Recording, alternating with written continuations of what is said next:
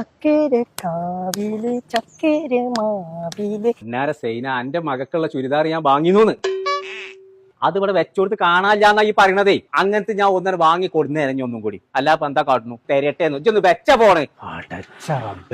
കാക്കച്ചി പെണ്ണിനു കല്യാണം. ഇതാ പരിപാടി. ഈ ചുണ്ടതി അവിടെ എന്തോ ഉണ്ടടി, അവന്റെ അടി ഇതിന്റെ അടി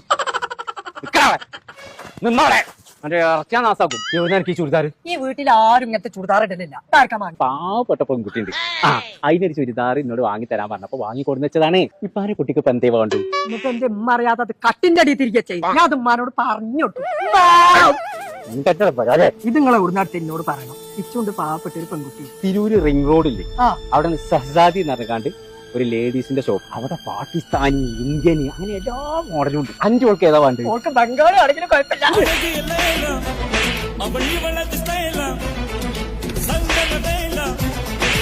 ഇപ്പൊ സമാധാനായത്.